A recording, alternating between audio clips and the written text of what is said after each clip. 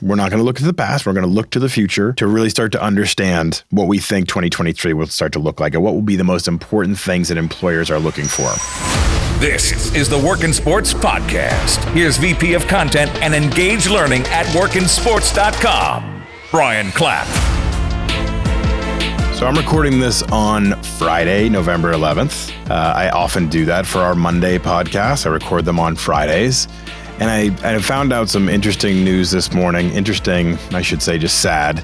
So I'm going to share it a little bit, and then I'll get into our topic today. I try really hard not to be too self-reflective in the podcast. I want it to be actionable for all of you, but sometimes things happen in the sports industry that I just want to tap into and share a little bit. I found out that a person that I worked with, who was an icon in the sports industry, passed away at the age of 66, Fred Hickman. As many of you know, I worked at CNN Sports Illustrated for many years. I worked there for 7 years in the sports department at CNN. And Fred was the icon. Fred was the lead anchor, along with Nick Charles, for 20 years at CNN Sports.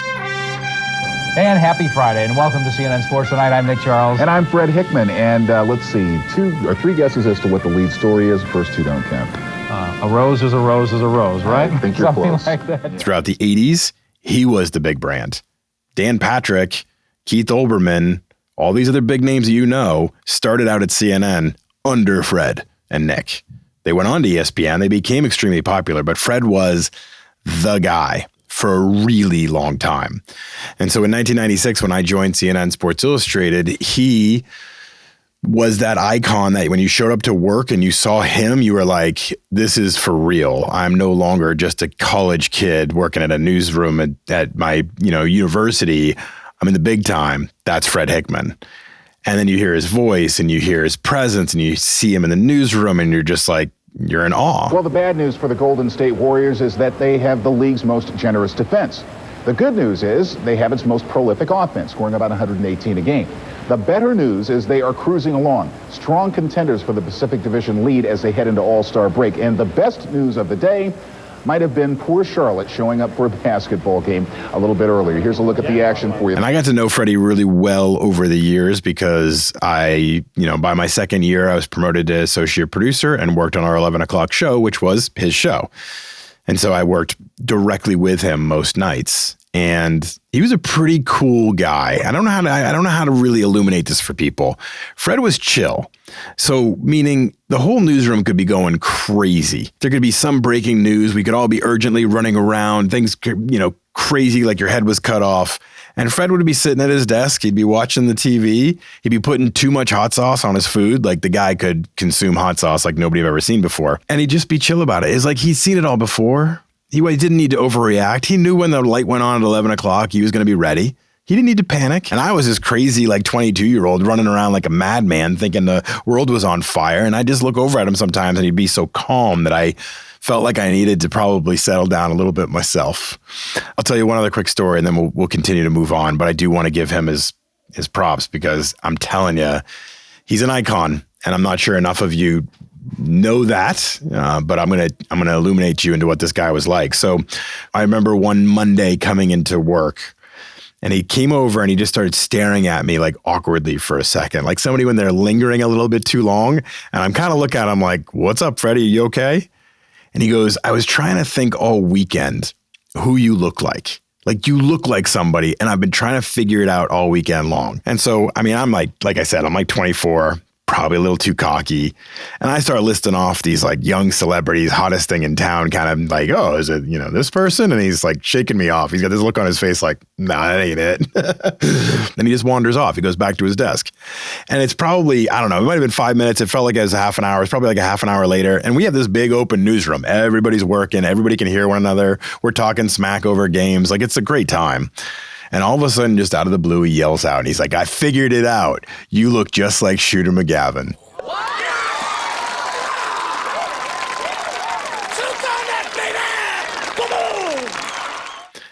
So Shooter McGavin being the bad guy from Happy Gilmore. If you haven't seen Happy Gilmore, you should see Happy Gilmore. It's a hilarious movie that was very popular at the time in the 90s. And I was just ego crushed because he's not like the stud. He's not like a good looking guy. He's not popular. He's the bad guy. He's like the awkwardly cheesy Shooter McGavin. Let me show you how we do it in the pros. And I was just like mortified. And it stuck, unfortunately, where people would say it all the time. Like, hey, Shooter. Big trouble though, pal. I eat pieces of shit like you for breakfast. You eat pieces of shit for breakfast? No. And even over the last 20 years, as I moved on in my career and he went to different networks and he went to ESPN and he went to Yes Network and he went to other local stations, every once in a while we'd talk or we'd catch up or we'd message or whatever. And he'd always started out with, hey, Shooter, how are you? And it would just break me a little every time. But I smile thinking of it. And every time I watch Happy Gilmore, even now with my kids, I'll watch that movie and I'll just laugh because I just remember that moment so well. So Fred was a really special guy, and he was only 66 years old, and he passed away from cancer today, Friday. And so I just wanted to share that story a little bit because it's weird. You know, it's weird. And I feel for him and his family, and been a lot of reminiscing amongst all of us from CNNSI from back in the day today talking about Freddie. So just wanted to share that story. There are now 9 Cincinnati Reds remaining in arbitration because Dibble has already dabbled into the kitty. Details after you give us a break.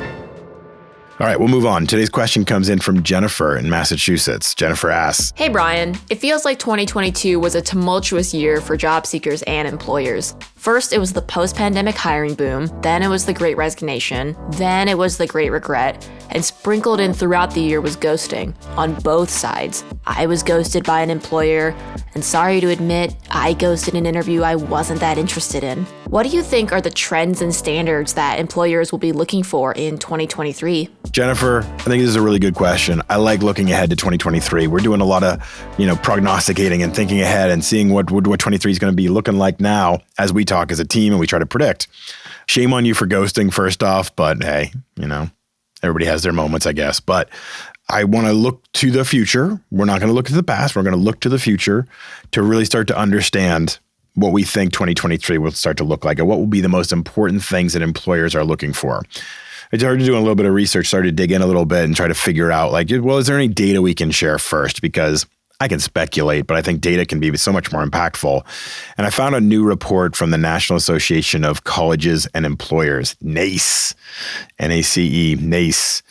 And they had some really good information. I tried to pull out some stuff that I thought was really impactful and that could really help you all frame what's going to be important.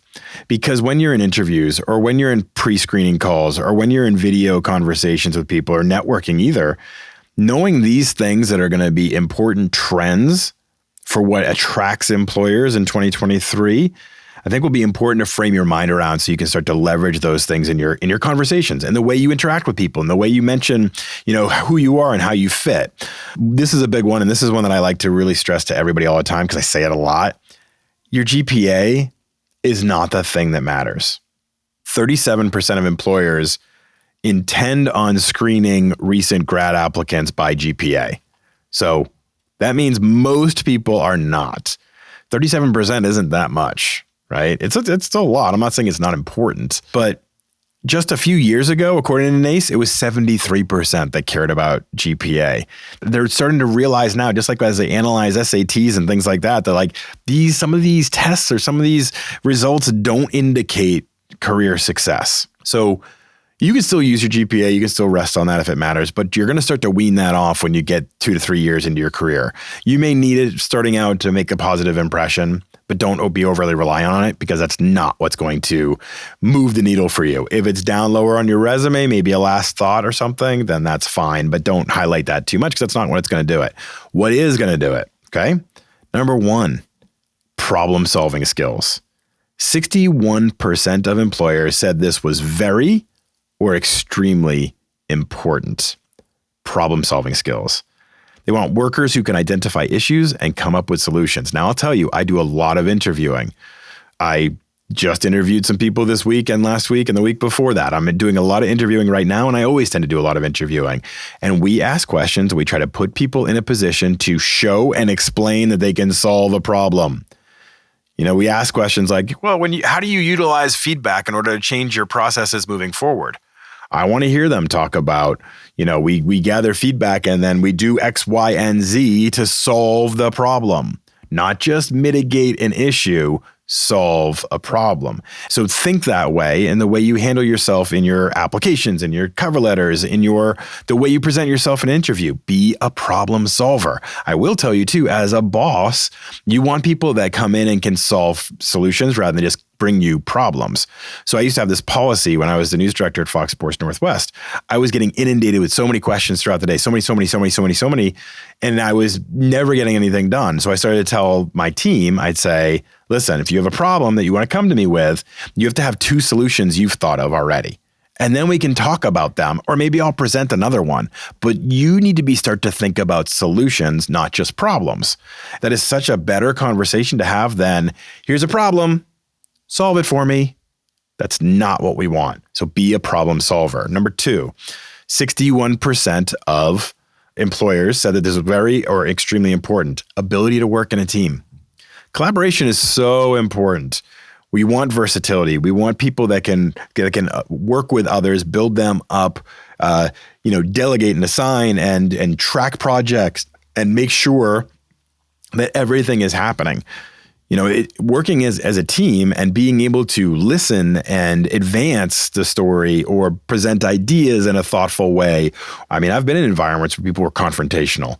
The ability to work in a team to get to a positive solution is massively important. It's something that employers need and want. Strong work ethic, 52.4% that employers said that was extremely important. Now let's think about this in the context of our world moving forward.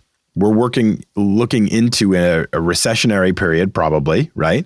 There's already layoffs. So we've started to see it a lot of organizations, mostly in the tech field. But I even saw at Dapper Labs. So NBA Top Shot, NFTs, NFL All Day, they had layoffs. So there are contractions out there. Twitter Sports, Twitter did a massive layoffs.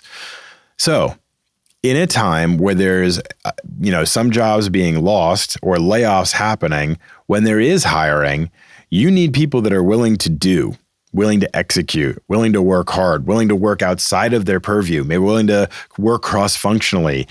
So having that strong work ethic and really being able to put it out there and show that you're dedicated and focused and can really get the job done is really important right now. We talk about versatility a lot, but that work ethic is such an important thing too. Now, what's hard about this is that sometimes convincing people that you have a strong work ethic can be a little bit like, hard to convey.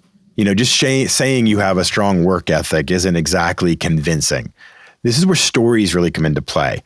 Give me a story that exemplifies your work ethic. When you're in an interview, being able to relate things via story is so important. If you can do that to get across your work ethic, give me an example, give me a lifestyle, give me a thing that you did that helped me better understand your work ethic rather than just saying, I work really hard. I'm really working at the absolute most amount that I can work from morning till night, 7 days a week. So this is not something I'd recommend, frankly. Yeah.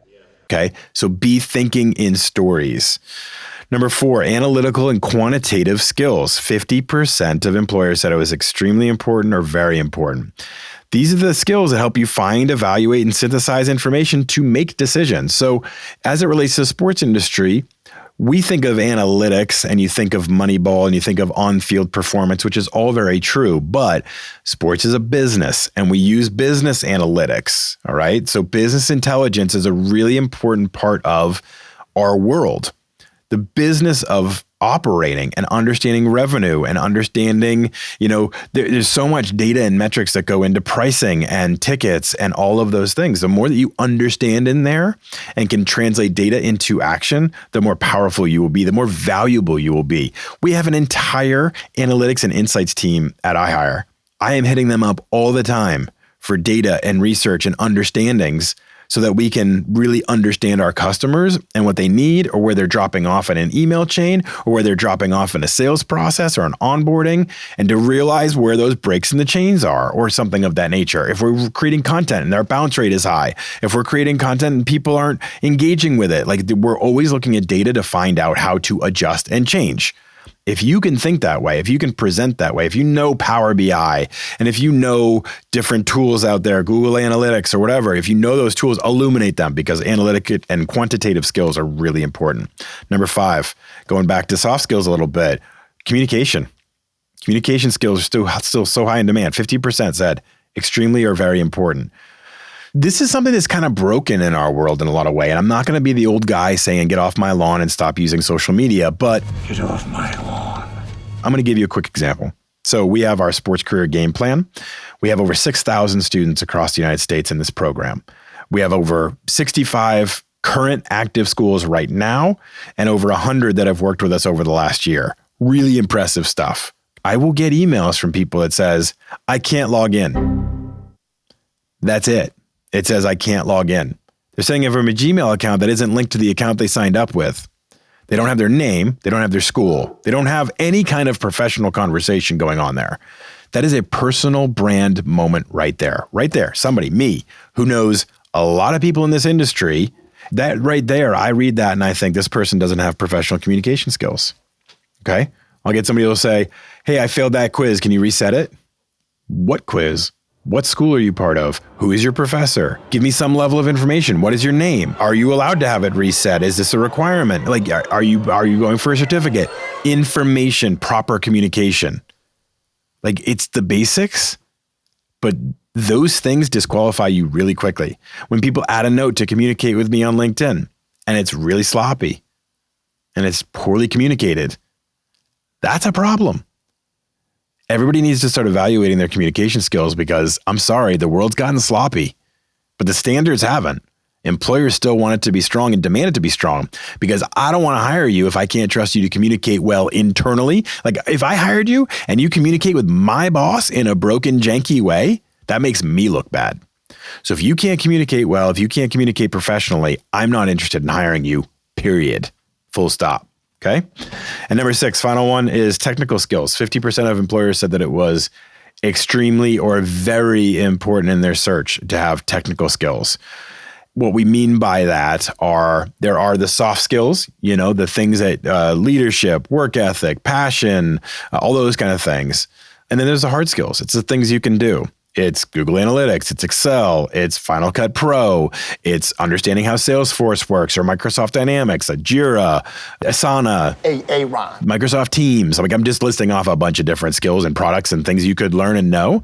But if it's analytics, it's Python, it's R, it's SQL. Like, there's a lot of different technical skills. You have to have those. I'm actually very surprised this is lower down the list as being only 50%, because I think as we get into a qualified world, meaning maybe the number of open job recs goes down over the next year as employers hire maybe a little bit less, the demands and making sure you get the right match are going to be so important. And to me, I'd be looking at technical skills first. Can this person do the job? Do they have the skills that I need? Because maybe if my staff's been contracted a little bit, I don't have as much time for training. I don't have as much time to spend with you and sit with you. So if you have that knowledge already, that's a huge benefit to me. So if, companies are laying people off or having to contract a little bit, the more you can do right now out of the box that makes you valuable to that organization and matches up with the demands of the job, the easier it is to say, yeah, I want to hire this person because I know they can hit the ground running and I need that. Okay. So those are 6 things that we see from this report that are going to be highly in demand for next year in 2023. But I would tell you, that's just one report. That's just one instance of an opinion of employers giving back their research in a survey. To me, you look at it through the lens of layoffs are happening in some places, not everywhere. Recession is possibly upon us, maybe even just for the first half of the year. We're seeing a lot of positive metrics heading for the second half of the year. But if that's the case, how do you bring versatility, work ethic, and the technical skills to do the job? How can you be a problem solver and fix these things? How can you get in there and not just illuminate a problem, but fix it? These are the things you want to start to show that you can do, because that brings value to the organization. So I'm going to wrap it up with that. I'm sorry if my tone is not as excitable as it normally is, but the Freddie news hit me a little bit hard today. So I just wanted to share that, because he was a great guy and I really wanted to illuminate all that he had accomplished and his icon status in our industry, but also get you some actionable advice, because I do think it's still important to give you something you can work with. And these are things I think will help you as you go into 2023. So thank you for listening. Please tune in to our Creators of Color episode, which is coming up on Wednesday, which will highlight some of the young minority creatives in our industry. It's a super important episode, something I'm really proud of to be partnered with our friends at #Sports. Great event. I got the honor of interviewing many of the members of the cohort, and we're gonna bring it all to front and center for you on Wednesday. So tune in for that later this week. Thanks for listening, everybody. See you on Wednesday.